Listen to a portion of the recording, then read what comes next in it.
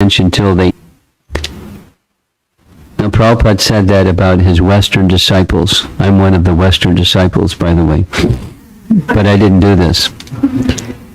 He said, you Western devotees, you take risks going out on a branch and waiting till you hear the branch crack and then you run back to the trunk. So don't be so foolish like this. So repression with anger doesn't help, and it can lead to depression or passing on that negative emotion to others.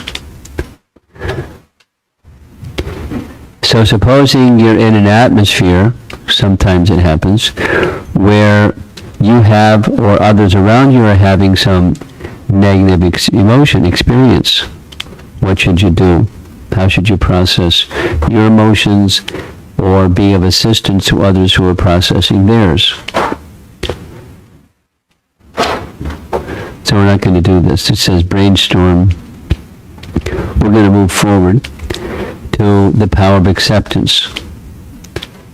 And it's just a tip or a tool or a methodology of when negative emotions happen. Sometimes they happen. The rising sun is the night is over, and the troubling experience that you're undergoing is going to end at some point in time. So it's patient. So there's unhealthy responses, and that's like it's just not there. Close your eyes and it'll go away, or tucking the emotions under the rug, inflating them or ignoring them are neither are recommended. If you maintain resentment towards someone or something or some situation, then you get locked into that negative emotion. Some people have described it to me as like the thought just keeps coming and they push it away, the thought comes, and push it away, the thought comes, the thought comes, the thought comes. Like an obsession about something. So one of the first things in this acceptance is emotions are temporary. Classic. Romance. I can't live without you. Statistics show 8 months later, I can't live with you. So romance has its cycle. And the purpose of being together with people is not just romance. It's another purpose that besides the romance. Now, regarding the temporary nature of things, just like Chicago is a good place for this example, when there's snow, I mean, some people stay home, but most people, they go about their business. They go to work or they do what they have to do. Just like the weather may be kind of bad, we make our best effort to go forward anyways. And similarly, when there's bad weather emotionally, what's the real purpose of what you're doing anyways? Is it the moment to moment, am I feeling good, am I not feeling good? So we have, in other words, a higher purpose of your life. It can be a short-term goal, it can be an intermediate goal, it can be a long-term goal. And when you have something that's very important to you, you move forward with that something that's very important to you. Despite the temporary nature, this is the emphasis of the temporary nature. We tolerate the environmental weather and emotional weather. Because, so tam tatikshu sabharata, that there's a higher purpose. Bhagavad Gita teaches us this, right? I'm looking at you, not behind you. Do you know the verse in Bhagavad Gita where Krishna teaches this?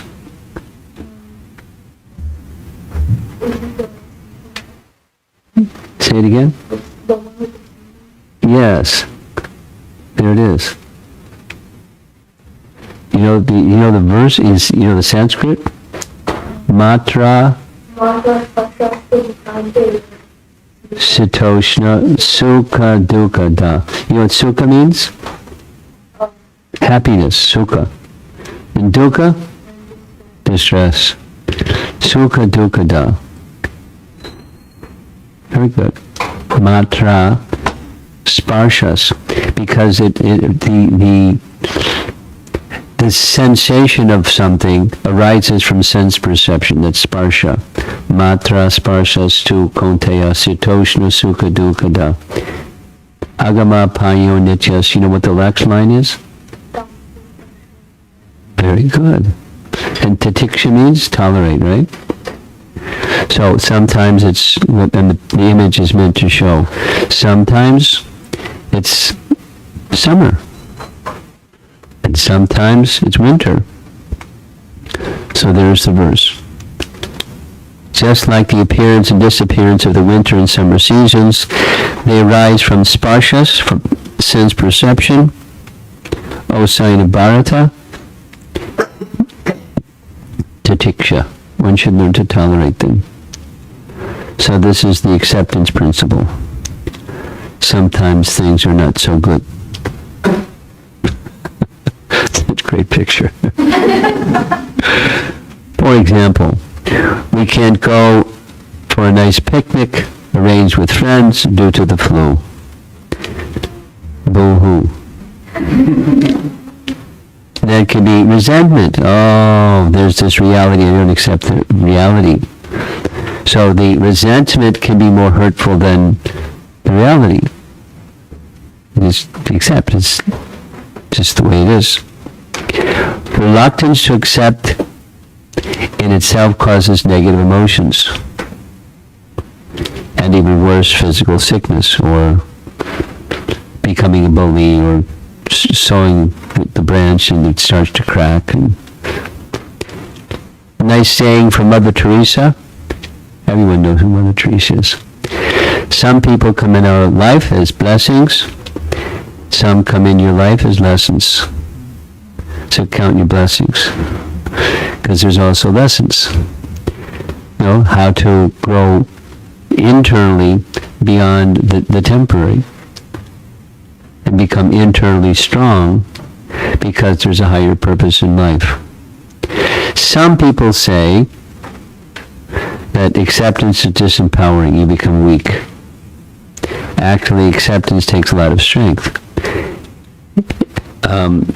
Resigning to fate as if defeated. These are good images. I like them. However, acceptance allows us to move forward in our lives rather than dwelling on past events. Or it takes inner strength. You know, where am I going? Here's an obstacle. Here's an unpleasant experience. Here's an emotion connected to the unpleasant experience. But I have something far greater to accomplish in my life. Let me stay focused on that something that's far greater for me to accomplish in my life. Nice example. As far as I understand, from his birth, he wasn't a normal child, and he grew up. You know, he could just be resentful. In Atlanta, I met this nice family. The mother had to bring her son in a wheelchair, and she came up afterwards and explained. He had a big smile the whole time. He has muscular dystrophy. And I've heard about it, but I don't understand so much about what it is. But, you know, a year before this happened, he was running around and playing and, bouncing a ball and doing things that boys like to do. And then the thing hit, and then he is in a wheelchair. Likely he'll be in a wheelchair the rest of his life, and he can be resentful, or he can be accepting. And then with the physical impairment, is there what else can one do, or what's the positive thing that one can do once that circumstance that's can be a negative emotion is surpassed. What's the mission awaiting for you to be fulfilled? This is Viktor Frankl's words. I don't know if that's in this slideshow. Is it in this slideshow? No? Looking around the room. Some of you, how many here know when you hear the name Viktor Frankl, it means something to you? Okay, a small number. Viktor Frankl he became a celebrity, but during some part of his life, he had a very, very difficult circumstance. He was a Jewish man who was in a Nazi concentration camp for several years. Pretty restrictive. And there's nothing he could do about the circumstance. And one of the things that so after the war was over and he's now free, he wrote a book which he was composing in his mind while he was in the concentration camp. And the title of the book is Man's Search for Meaning. You know, why do bad things happen to good people? You've heard that one? You've not heard that one? Some behind you, you've heard of that one. Yes? You don't know what it means? Well, sometimes you're good and sometimes misfortune comes your way. Like, why did that misfortune thing come your way? Because I'm good. I've been good and good and good, and here comes this bad thing. So why is it? Why do bad things sometimes happen to good people? Well, he was a good person, but he took it that the purpose for him being in that circumstance was to prepare him when he's out of the circumstance to help people who are in circumstances there's nothing they can do about the circumstance. When you're in a concentration camp, there's nothing you can do. You got to have all kinds of negative emotions about the circumstance and the people that put you in the circumstance and all that stuff. But you can't, doesn't change the circumstance. So now what? So he writes, like besides, why do bad things happen to good people? His message was a little different. That there's a freedom that nothing or no one can take from you. It's intrinsic to the soul, in other words. And that is your right to choose your way in any circumstance of life. So his choice was, by profession, he was a psychiatrist, if I understood correctly. And his idea was to help people on the other side of that circumstance, how to deal with the emotions that come from circumstances. There's nothing they can do.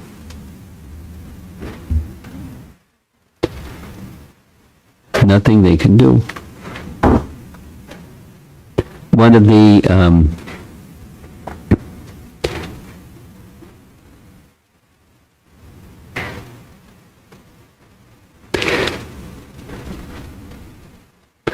lessons that Srila Prabhupada taught was exactly that, because I've been speaking regularly about the light of the Bhagavad. One of the circumstances that he faced when living in Delhi is the blistering hot summers, and that's what's going on now, heat wave, and in the very cold winters. Nothing you can do. I mean, you can dress warmly, and they have to tolerate. And the force that helped Prabhupada tolerate was he had a mission. And the mission was the mission given to him by Bhaktisiddhanta. And he was doing other things in relating to that mission, like writing. But the writing was to enhance his writing skills and also bring the message of Krishna to others. And that was his shelter. It wasn't, whether it's hot or whether it's cold. Same with the Bhagavad Universe. But the principle of negative emotions that arise due to circumstances, there's nothing we can do. So you can try to change the circumstance. But there's some circumstances you can't change. And then what?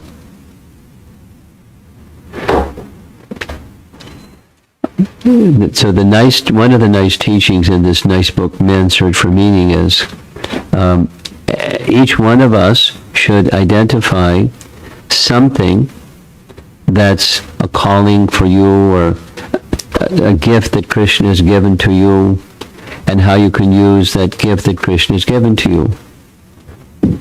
Like you have a couple of them. Singing is one. Bhagavad Gita slokas is another. There's probably a whole bunch of other ones.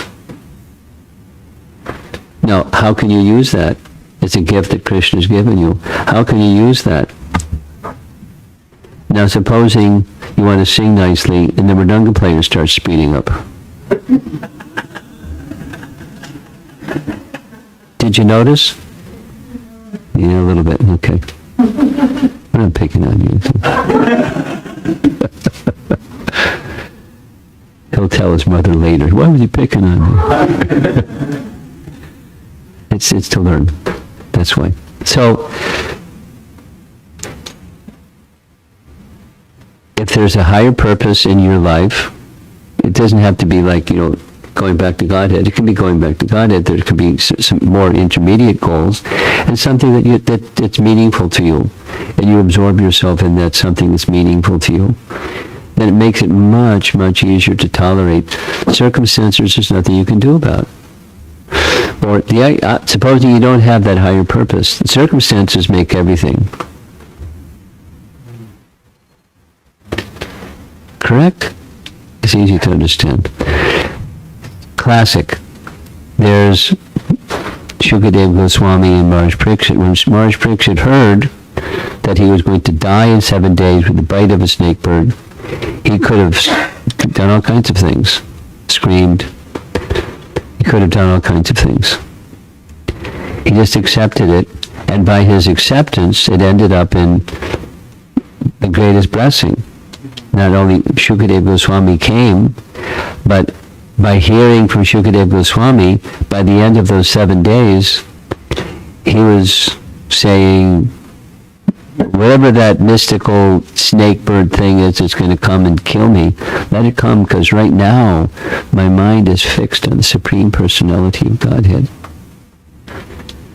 So that which was, could have been like a really bad negative emotion experience, it ended up being something greatly fortunate. Now, I understand here in Naperville, along with many other places in ISKCON, there's a nice effort to try to learn Prabhupada's books, Bhakti Shastri study and things like that, right? Yes? Yes. Good. Stay with it, everybody. There's probably something going on for the children also, the younger ones. A little lighter weight, but in principle. So there's a devotee I know who teaches Bhakti Shastri for the past, 15, 16 years. His name is Adi Purusha. And I wasn't there for his visit, but he visited in the Potomac Temple with the idea of doing like a mini, kind of a comprehensive Bhakti Shastri. And this was his presentation. It wasn't a PowerPoint, but he was saying the message of Bhagavad Gita is acceptance, and this text came from him. When we don't accept an undesired event, it becomes anger. That's a negative emotion, right? When we accept it, it becomes tolerance. That's not a negative emotion, that's a nice one. When we don't accept uncertainty, it becomes fear. That's a negative emotion. When we accept it, it becomes adventure. Notice it's repeating itself. Acceptance, it changes the negative emotion. When we don't accept others' bad behavior towards us, it becomes hatred. When we accept it, it becomes forgiveness. When we don't accept others' success, it becomes jealousy. When we accept it, it becomes inspiration. So acceptance is good. It can transform a negative emotion to something positive. Acceptance is the key to handling life well. That's the conclusion. And in Bhagavad Gita, it's known as surrender. That's what he's saying, Adipurusha is saying. That's Bhagavad Gita's message. Of course, he expanded it the way that he expanded it.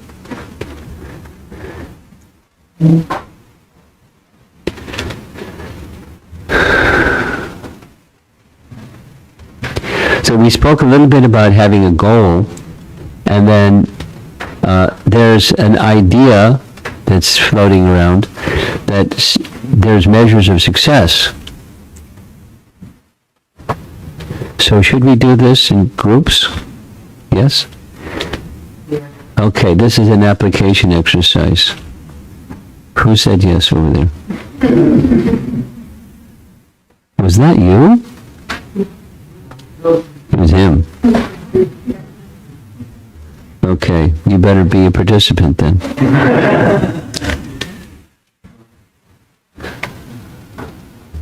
It says divide into two groups. How do we... pairs. Look around you, find a friend. And groups of three also works, but 2 or 3, and then in your little group, you can discuss what's success in today's world,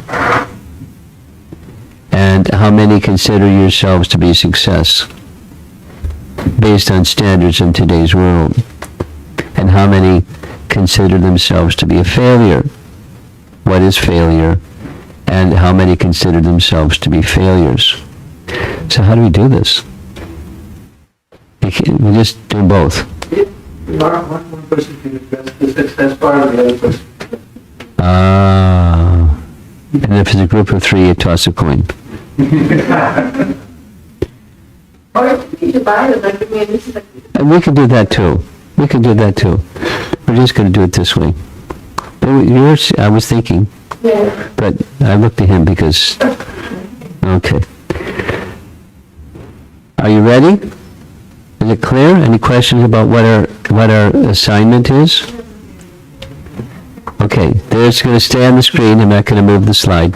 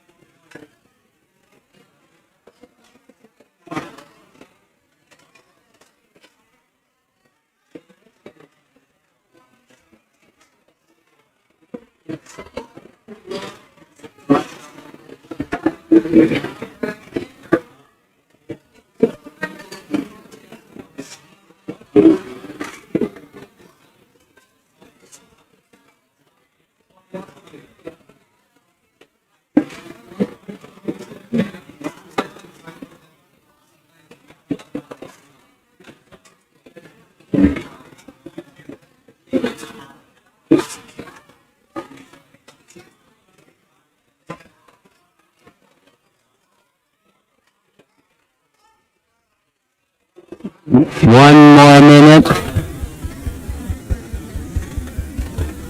One more minute. Finish up your discussion.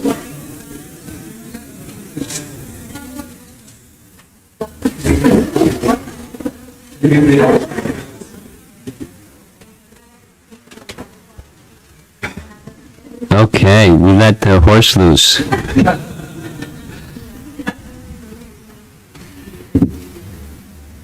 So that's, we could debrief, but I think just step back and why did we do what we just did? The topic, the big topic is overcoming negative emotion, and the key is acceptance, and then sometimes there's not acceptance.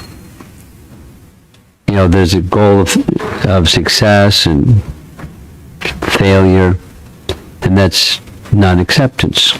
Supposing, just on the flight over here, I was in Atlanta, there's a group of ladies talking. Supposing I wanted to become a millionaire, like standard of success. And I got $1 million. And she looked at his friends and said, so what?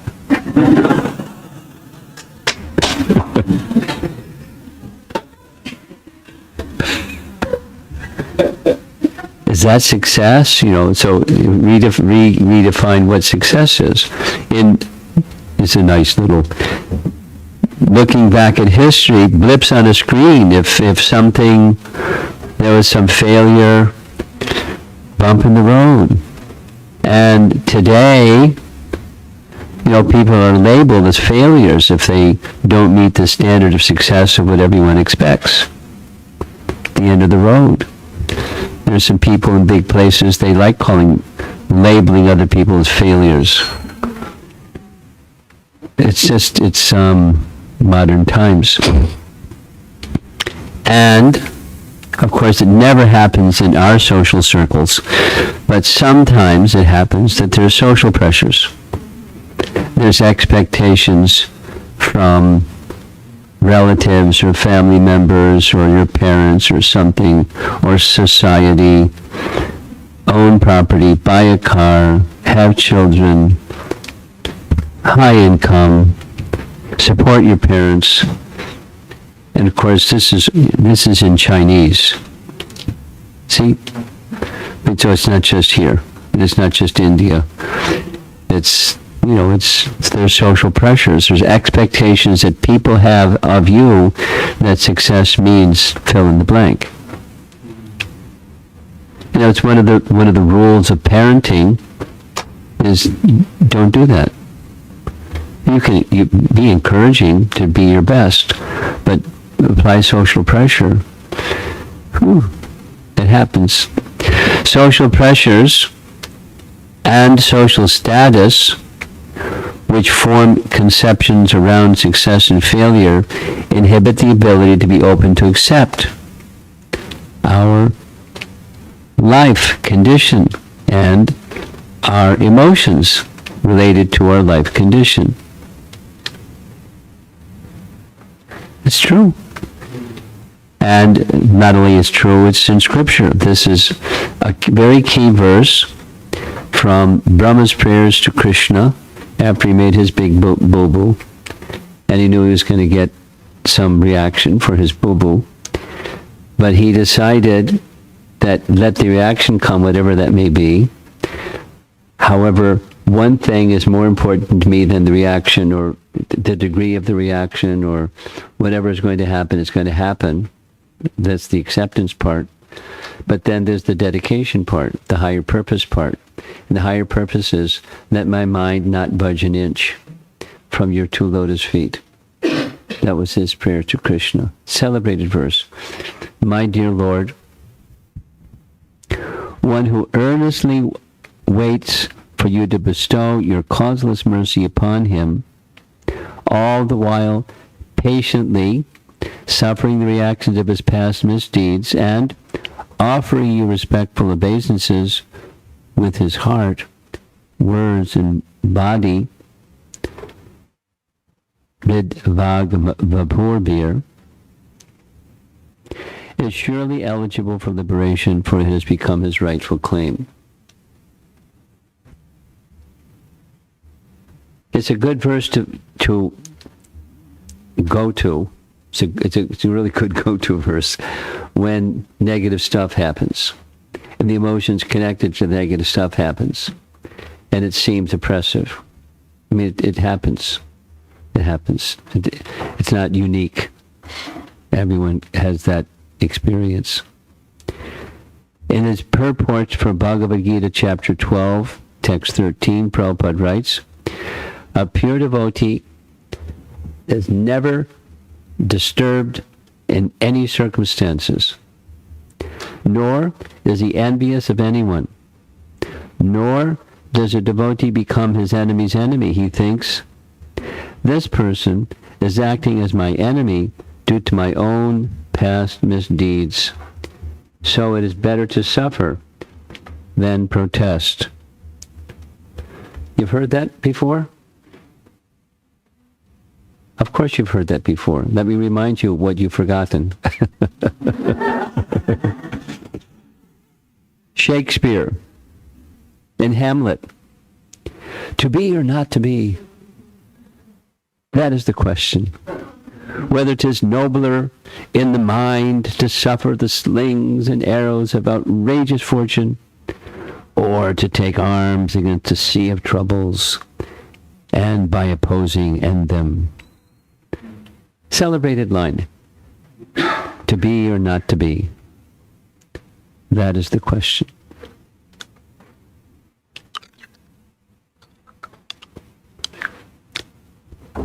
In reading this little section that Prabhupada wrote here, pure devotee is never disturbed in any circumstances. Not so long ago, I heard a very nice story about Prabhupada being undisturbed by any circumstance. And there's so many examples, but one I heard recently I really like, and I'm going to share a Prabhupada story. We know that the story of the difficulty, the hardship that Prabhupada underwent to get on the Jaladuta and having his 2 heart attacks, and when he got to the other side, he didn't know he would live if he had another one. He didn't have another one. The captain of the ship said, I've crossed the sea many times. It was so peaceful compared to any other experience because of your presence on the ship. And Prabhupada got to the end of the gangplank and he said, I didn't know whether to turn left or right. I don't know which way he turned. He went to Port Authority, got on a bus, and went to Butler, Pennsylvania, in the middle of nowhere. Stayed for some time, and then he was fixed on his mission. And then the early days when he didn't have any, he had 40 rupees, but you can't even use 40 rupees in India, in America. So he had nothing. And he went back to New York City with nothing. Who's going to go to New York City with nothing, right? With nothing. And for a whole year, nothing happened. He tried this, tried that, nothing happened. Then something happened. Well, he was there's a little place. It's not the apartment that he had, which is above the 26 2nd Avenue storefront, but in between, he has a studio apartment. What's a studio apartment in New York City? It's like a matchbox. A little space where it's one room, and over there is a toilet, and over there's, the little counter that you use for a kitchen. And it was a place where he could invite people to come and hear Bhagavad Gita. So he prepared prasadam for some guests. And nobody came. But he wasn't discouraged. No negative emotion in Prabhupada's life. He recognized what it was. And somebody had given Prabhupada a reel-to-reel tape recorder. It's like one of those dinosaur things. It literally was a big reel and then another big reel, and he knew how to work it. So he sat down and gave a Bhagavad Gita class to the tape recorder. And I was told that recording was later transcribed, and that recording became the introduction to Bhagavad Gita, that now millions and millions and millions and millions of people have heard the introduction to Bhagavad Gita, when he had nothing. And he wasn't discouraged. Undisturbed by any circumstance. I don't know about all of you, but it doesn't seem very encouraging. But if you have a higher purpose, and you're very focused on what that higher purpose is, then the to be or not to be is not a big deal. You have your higher purpose. That's what you do. That's what you do. And when misfortune comes, or seeming good circumstance, because that's another challenge, seeming good circumstance comes, there's another story, application story. One young man, when he was in his 11th year of high school, he graduated from high school with a national award, not a state award, but a national award in mathematics. And he went to the White House to get his award, whatever it was. And along with it was a full scholarship to MIT from his 11th year in school. And when I heard about it, I visited their home, I said, congratulations. And with folded palm, very sincerely, he said, I have just one request. Please give me the benediction that I won't become proud. Because when good fortune comes, that's a big one. But supposing it's not a big one, supposing it's something. Supposing somebody compliments you for your nice singing. Supposing. And then you can think,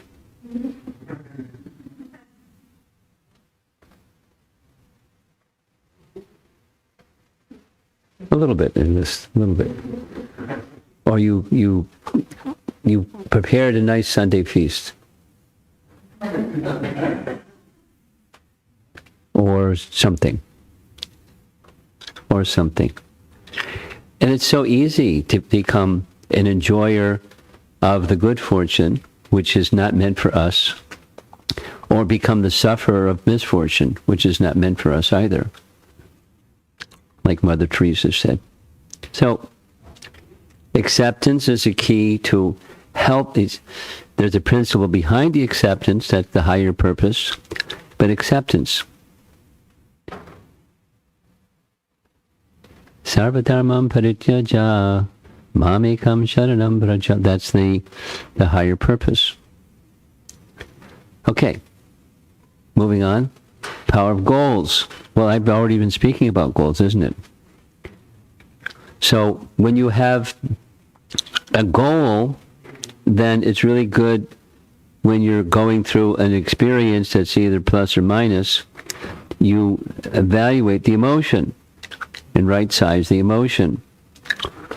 And the right size of the emotion should be in terms of your higher purpose. At least that's the Vaishnava lesson. In the perspective of our life's goal, how important is this particular event? Or the emotion connected to the event. And now we've got triggered. I know some people that have hair triggers, like you don't know when they're going to explode.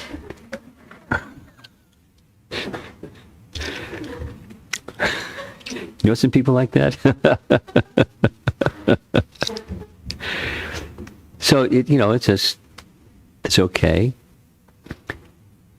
We don't reject them. We don't know when it's going to explode, but it's going to explode because they have hair triggers. And what are you going to do when it goes? Supposing it's not hair trigger, supposing they just something. So one of the lessons here is this a nice example. Supposing this happened. We're caught in traffic somewhere. I won't say where. And somebody in a BMW went zooming along in the aisle where you're not supposed to drive. What do you call that? The shoulder. Zoom, zoom, zoom, zoom, zoom, zoom. And down the roadway, there's a police car in the shoulder.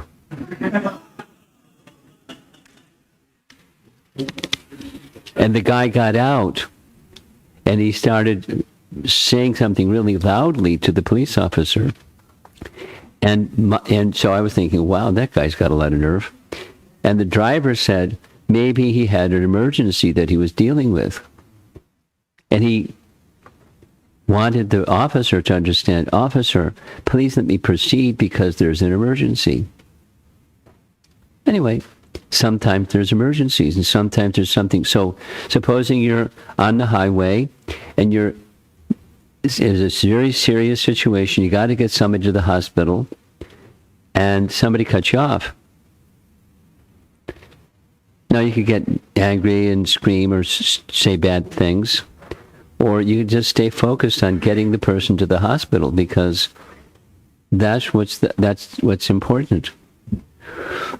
When you're focused on something that's really important, this is the same, I'm repeating something spoken earlier, the circumstance or the negative emotion connected with the circumstance is much easier to overcome. Like the example of a river that's flowing to the ocean. There may be obstacles in the way of the river that's flowing to the ocean. What happens? The river keeps flowing to the ocean. And it's like Kunti's prayers.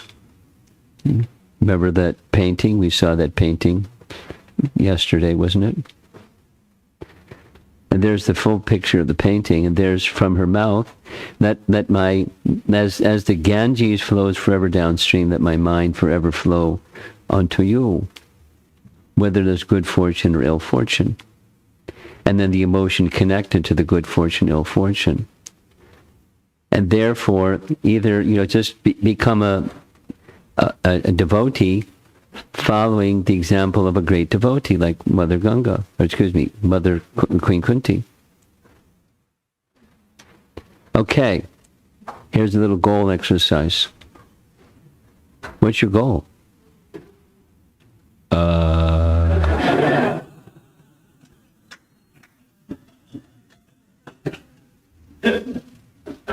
Go back to Godhead.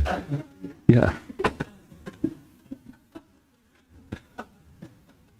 Chant Kujapa. Okay.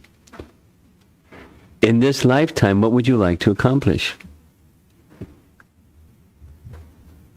You don't need to tell me. I'm looking at you because you're representing all these other young men right behind you. They see that I'm picking on you, and so they're smiling because they're not getting picked on. What would you like to accomplish in your life? You don't have to tell me right now, but so everyone has a phone. I don't know anybody that doesn't have at least one phone. And you have a way of taking notes. You don't have one? Really? You have, but just not on you right now. Okay. You don't have one. Want to use mine?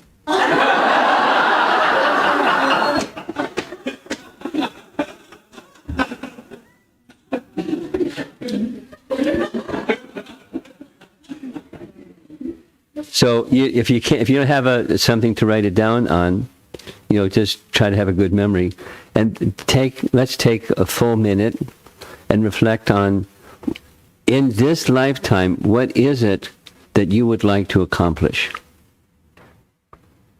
Go. It can be more than one thing too. But if you write it down, it helps to remember.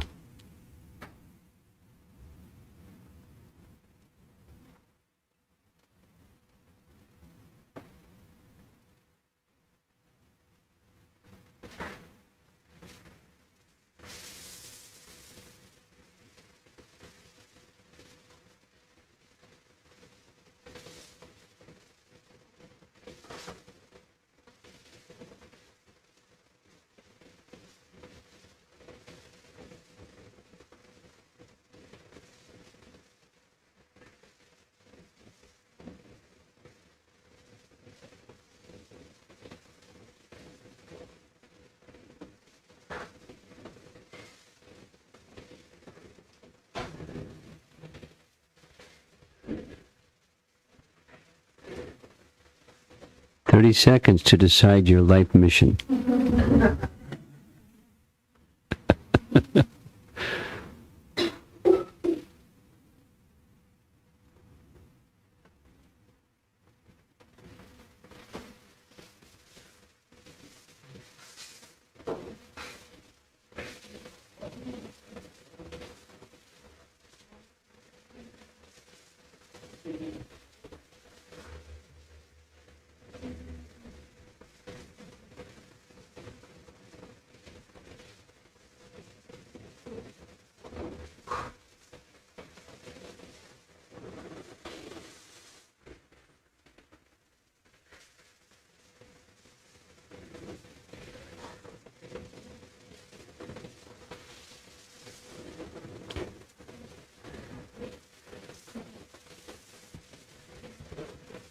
There's a few that are still writing, but I think I'm going to proceed anyways.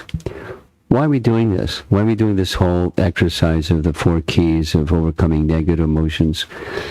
Part of the idea is to prepare us for the Festival of the Holy Name, where we're going to be striving during the Festival of the Holy Name to absorb ourselves, immerse ourselves as much as we can in that period of time in the Holy Name.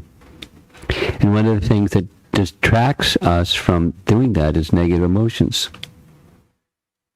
And so, if you have a clear idea of what you'd like to achieve, let's say immersion and absorption in the Holy Name, and then make that aligned with some higher purpose of your life. Supposing you don't do that, your focus will be less. Supposing you do that, your focus will be stronger. And then the negative emotions that may be bouncing around in there somewhere about somebody said something, did something, and something. The tendency is for the mind to go to that stuff instead of absorption and immersion in the Holy Name.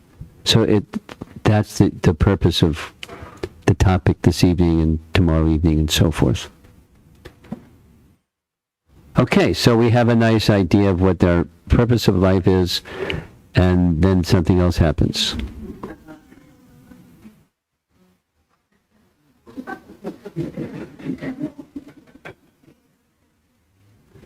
And that's just the way life is. So my expectation was up there, and what the reality was down there. So now, what to do? I like this next example. Supposing you look at embroidery under a magnification lens, and it looks like chaos. But you take the magnification lens away, and look at the tapestry, and it's very nice. Similarly, events in life, when you're doing the micro, it looks like chaos sometimes. We don't see where this fits together with that, fits together with that, fits together with, your mission and purpose of life. But there is a purpose, and if you stay focused on the higher objectives of your life, then there's this nice alignment, and that you remaining patient, that's also nice. Then you can patiently see, why is this happening, and it may start to emerge, oh, that's why it's happening. There's this pattern that's helping me get to the ultimate purpose of life. Krishna is very kind, in other words. It's another way of saying the same thing. Okay. Power of acceptance, power of goals, power of introspection. Introspection. Introspection is a quality of goodness.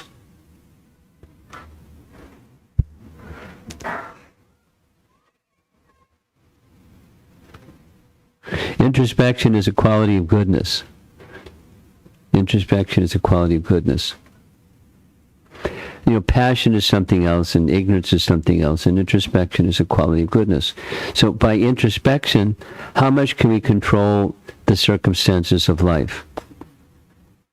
The three modes of nature, that nice painting, we're not in control. We may think that to some degree, we can control. Going back to Viktor Frankl, one thing we can control, is something that can't be taken from you by anyone or anything, is the power to choose, even when circumstances are different than what you might like. And the fix-it culture of our modern time doesn't teach us to accept and to be tolerant. So when there's disharmony, it doesn't happen so much in devotee marriages, but it does happen from time to time in devotee marriages. And it's not to say devotee marriages that don't end up that way. There's no disharmony between him and her, and and the kids, and so forth and so on. Just today, one part of the country and another part of the country, I got notices of suicide from somebody that had, a nice young person and another nice young person. They had practiced Krishna consciousness, and two different people, for I don't know what the reasons were, but they had, ceremonies for them. It just wasn't working out. That's really sad. It's not a solution. Anyway, what can we control? So many things. People do so many things to control, but how much control do we have? Science and technology, it's nice because we don't trash it, but it increases the conviction that we have control over our lives and perhaps even our destiny. But sometimes there's the reality that you start to use something, and where's the brake pedal? Or where's the steering wheel? Or how does this really work? Try being a sannyasi. It's really interesting. Every few days, it's a whole new set of circumstances. And sometimes, like with all of what I'm trying to do, sometimes it works and sometimes it doesn't work. Anyway, besides being the life of a sannyasi that's trying to make presentations on topics, life, you have your own paradigm, and sometimes things work and sometimes it doesn't work. Because there's a higher order.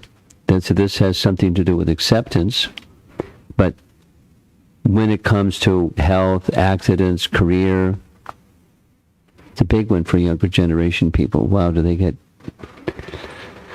stressed out over that one? Some of our adults probably do too, but the younger generation, it's a big stressor. So, what can we control?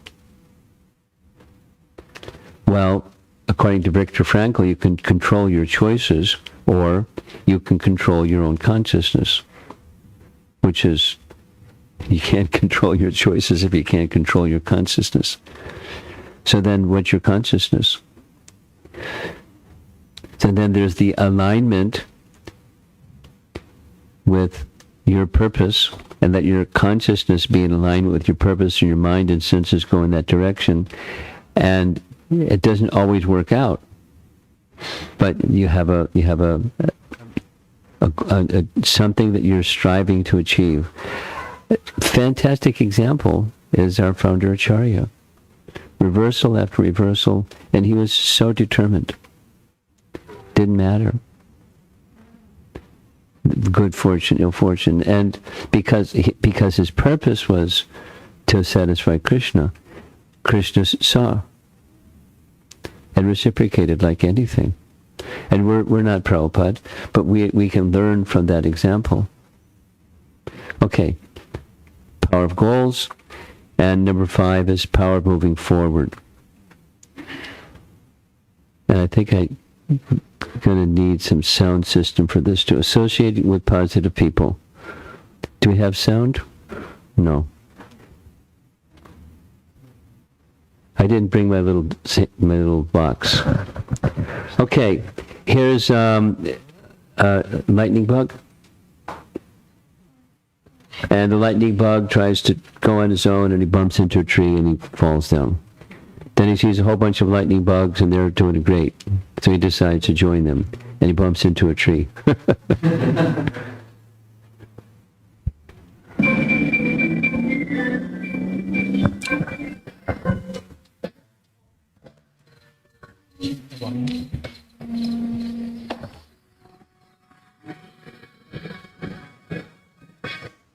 What are you doing?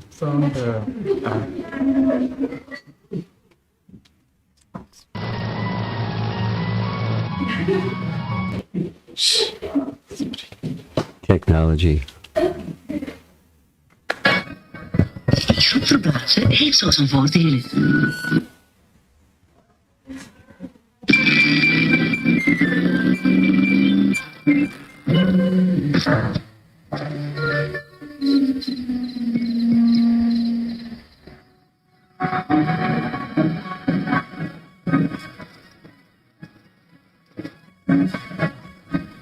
De ingroep verplaatsen heeft zo zijn voordelen.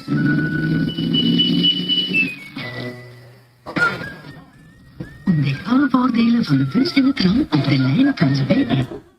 It's Netherlands advertising public transportation.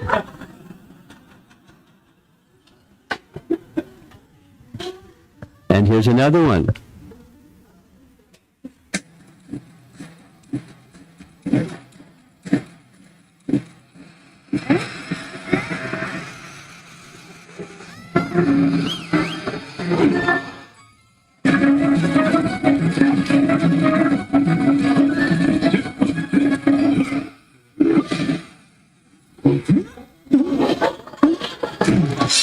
De ingroep verplaatsen heeft zo zijn voordelen. Neem de bus of tram op de lijn.be.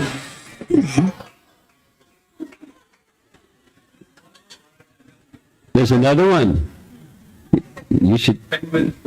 Penguins. Send it over to me.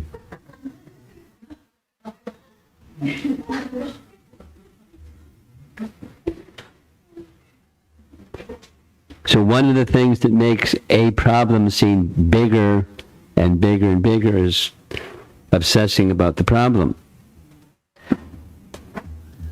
Some of you know who Vaisheshika Prabhu is. This is one of his phrases. Where attention goes, energy flows. So give attention to book distribution and you get a lot of book distribution. Where attention goes, energy flows. So when we're having our japa retreat, where your attention goes, energy flows. You want to hear another one? It's before where the attention goes. Where your intention goes, that's where your attention goes. Okay, we're going to have a festival of the Holy Name. What's your intention? Because it's going to drive your attention, which is going to drive your energy.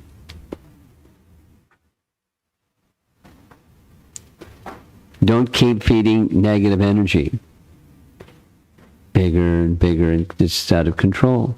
So what do you do instead? Have a direction you want to move in. Take small steps in the direction you want to move in. And then comes the yeah, but. Yeah, but I try and I don't maintain it, or whatever it is. There's always something, or try it again. And keep, do something that's doable, and small steps, incremental steps, and trust yourself. And by trusting yourself, you can learn to trust others, and keep doing some positive things, going in the direction you want to go. I believe in this principle. It's something that I read from Bhaktivinoda Thakur years ago, and I believe I live by it. Bhaktivinoda Thakur wrote, I'll say it twice, progress is a series of small steps in the right direction.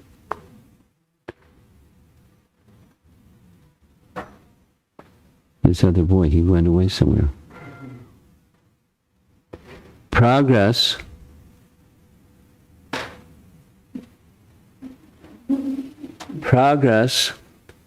is a series of small steps in the right direction.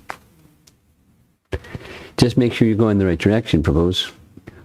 But you follow our great acharyas, and whatever your personality is, align your personality and the gifts that Krishna has given you with these great personalities as best you can, and get wholesome friends that tap you on the shoulder if you start heading for the ditch and get distracted or something, and stay focused on what's good for you. And engaging in meditation, mantra meditation, reading nice books, we call it wisdom literature for the public, yoga books, and gratitude. Count your blessings. And keep chanting. This is a nice Chaita Darpana Marjanam. Cleansing the mirror of the mind. She's good at it. And by that, the Hare Krishna mantra helps us clear away. It does two things. It clears away the covering and awakens that which is beneath the covering.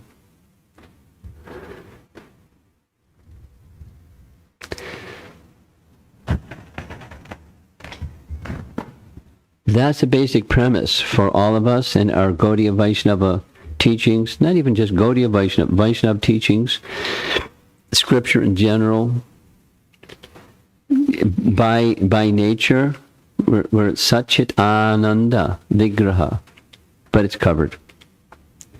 The common example, a seed. Within the seed is life, and the seed can sit in the seed form for a long time. Nature's arrangement, seeds often last a long time, unless you roast them, but you just don't roast them, and the life will stay nice. And then at some point, you can fructify the seed, or sprout the seed. And that's bhakti life. And just keep nurturing it nicely. It's little by little by little by little. However long it takes, that's how long it takes. And you keep nurturing nicely, and gradually it will grow.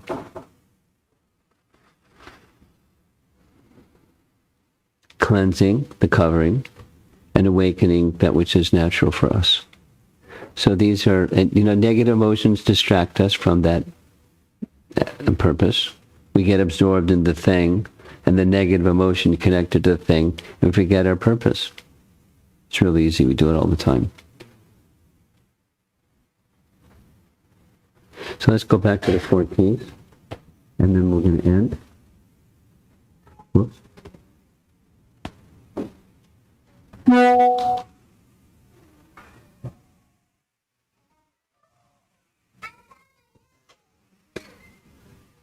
Okay, let's see if there's some discussion. I think I spent more time than I had planned to.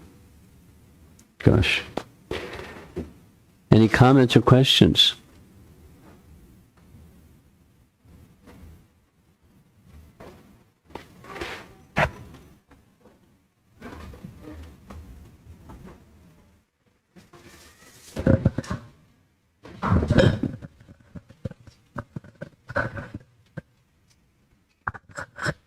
Hare Krishna Maharaj.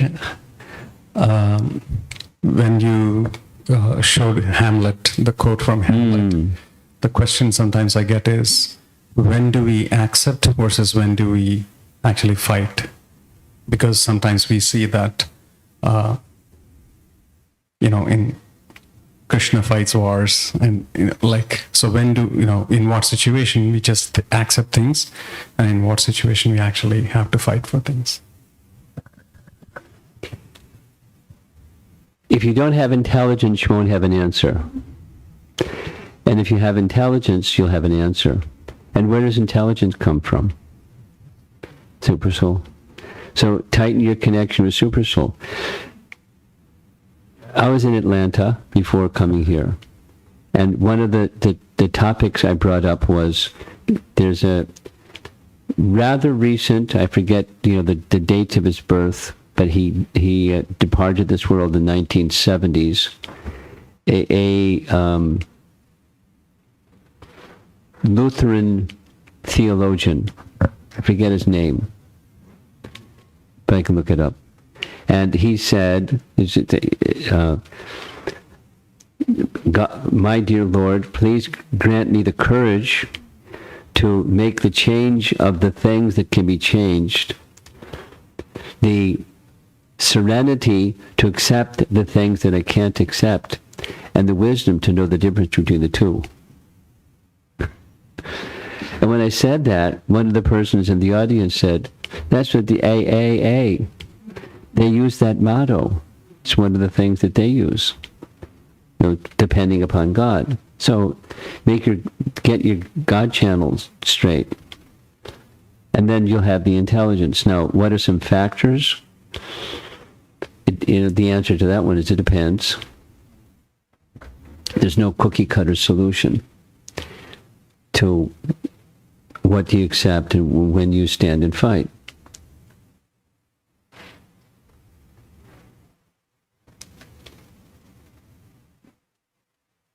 And you can start to say some things, and so you just say some things, and then there's, however, there's some circumstances when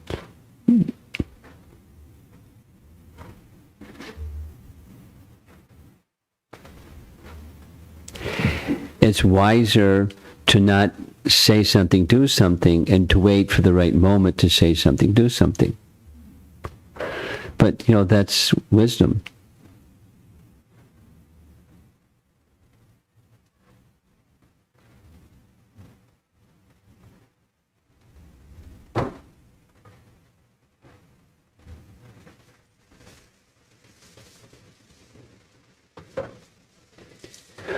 The more you or I or any of us can move towards the quality of goodness in our life, the more likely we're going to be able to brainstorm options when a situation arises.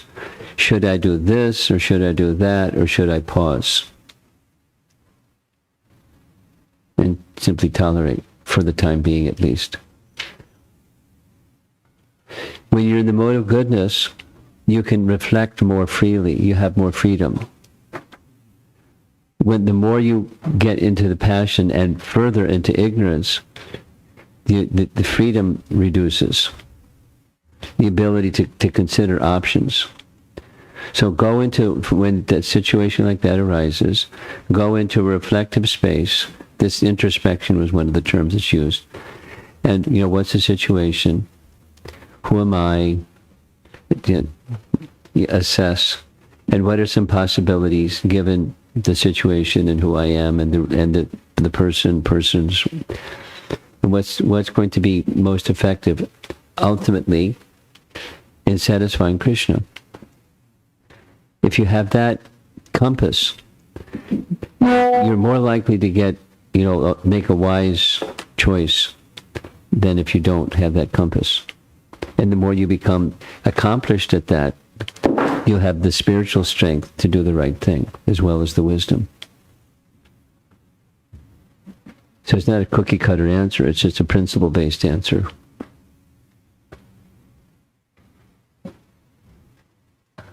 Yes? Maharaj, is it correct to understand that the subjective experience of negative emotions is also found in pure states of consciousness? Oh, yeah. Like we hear such despondency in the songs of Bhaktivinoda Thakur, such longing. Yeah. So it is a negative emotion, however, it is... It's a transcendental emotion. Okay, no, finish your question, I cut you off. So the subjective experience sounds the same. It sounds the same, yes. However, so it's not that these negative emotions stop at some time, like the waves in the ocean. However, they become completely purified. Now we're, okay. The topic in general is for dealing with sadhakas, not rasikas. On the platform of spontaneous emotion, spontaneous love, all the full range is there. So here's a snippet dealing with that one. In Nectar Devotion or Bhakti Rasamrita Sindhu, there are 7 secondary rasas that enhance the primary rasas, and the secondary rasas, some are laughter, but some are sorrow, etc. So what appears to be a negative emotion is actually an ecstasy.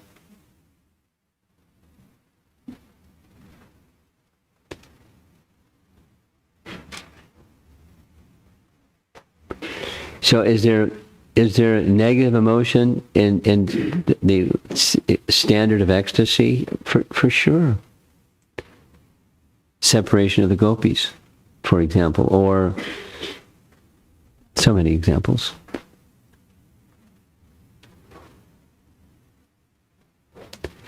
A classic is Ramayana, because according to Nectar Devotion or Bhakti Rasamrita Sindhu, Lord Ramachandra is the deity presiding over sorrow. So there's sorrow and there's sorrow and there's sorrow, but that it looks like what a terrible thing, and so many terrible things, and then another terrible thing, another terrible thing. So, but it's an ecstasy. It's the secondary rasa has a purpose. It enhances the primary rasa. When the primary rasa is enhanced, it's an ecstasy, although it may look like the opposite. The opposite is, it's not an opposite, it's an ecstasy.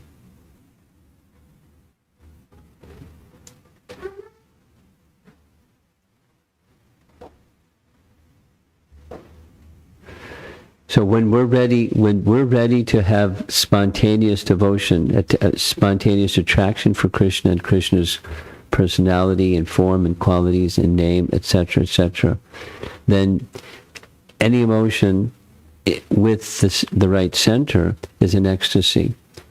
But it looks like the other kind, but it's not.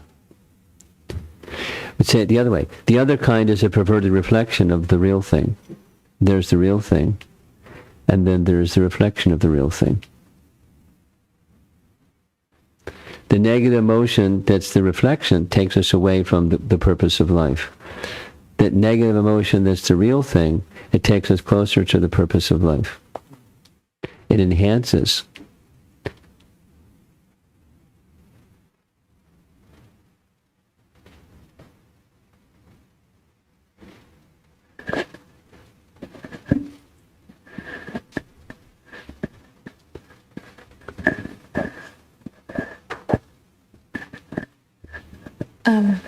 The topic was overcoming negative emotions. Yes, right? it was. But there was one point you made where you talked about right sizing emotions based on the goal. Be it happiness or like the example you gave of the person who went to MIT and not becoming proud. So is it just obviously we have emotions, but are we toning down both the positive and the negative, considering? No. It's not toning it down. It's aligning. Alignment is the right word. So, for a devotee,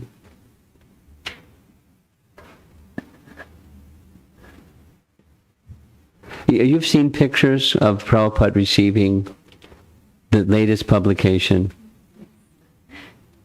Look at his face. It's like it's all lit up. He wasn't downsizing the emotion. Everything stopped, and it was moving his heart. And he lit up like, not just like a Christmas tree, but, a bright light. So, it's not just not dialing down. It's alignment.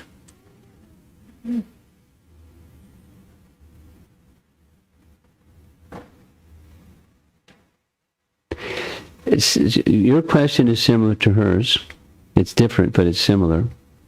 And when the alignment, that's a nice word. When the purpose that Krishna is to be pleased is at the center, then you don't dial down. You dial up, including the feelings of separation or the feelings of hankering or Durdaivam idrisham hajani nanuraga. And then Shiva Padatamara. So see, the Chaitanya Mahaprabhu was going mad. Or sometimes, devotees seem to go through extreme emotion. In elevated states that happens. Now, is that responding to what your question is, or not really? Not really, I can tell. So, we did this exercise of writing our goal. Yes. And so we are working towards it, and let's say either it works or it doesn't work.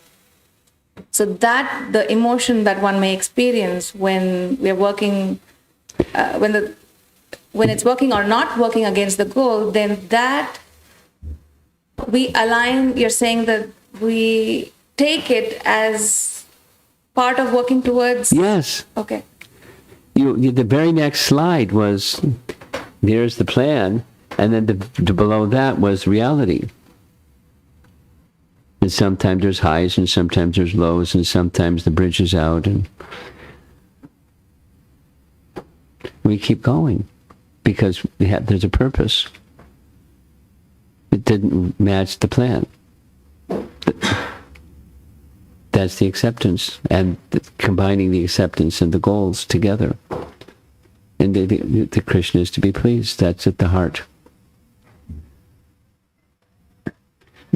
So then there's life, or the world of duality, and we're not in charge.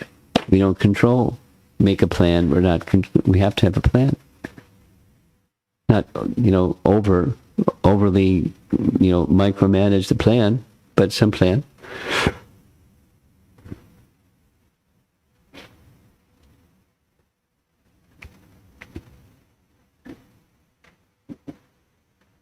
And you wait for the plan to manifest at the right time. That's part of a good plan.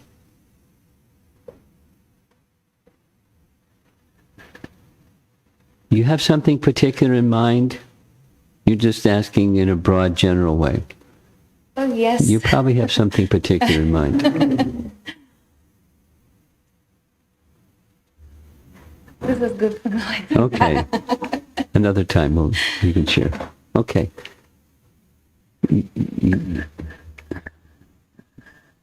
Hare Krishna, Guru Maharaj.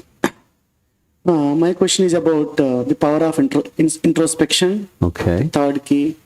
So I was just trying to understand the four keys. I mean, in the power of introspection, you covered we are not the controller and we can control only our consciousness. That message, I got it. And I was thinking the difference between the acceptance, the introspection. Acceptance, I mean, introspection is little more internal, or I mean, its acceptance is maybe, I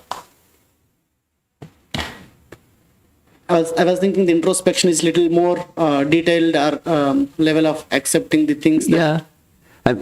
There's overlap. It's like a Venn diagram that there's some overlap. It's clearly this is over in this bucket and clearly that's over in that bucket and that's it. There's some overlap of these things for sure. So accepting, maybe it's not like, okay, I need to do it, I don't have choice.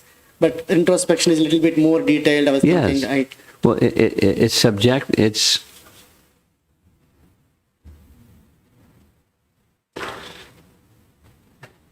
introspecting. One way of making a distinction, because it seems like that's what you want to do, it's looking at oneself and one's relationship with Krishna with a finer refinement of evaluation.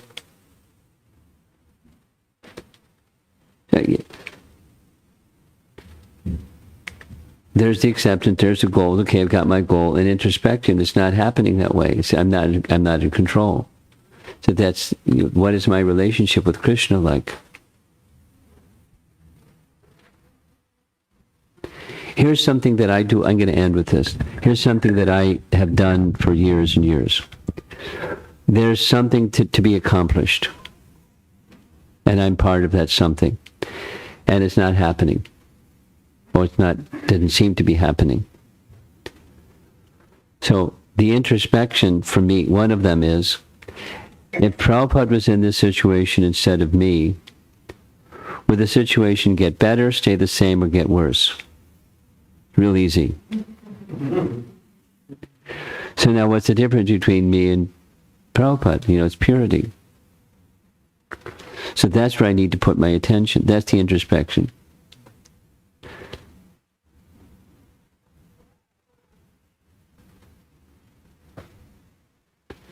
Srila Prabhupada ki Jai. Maharaj ki jai.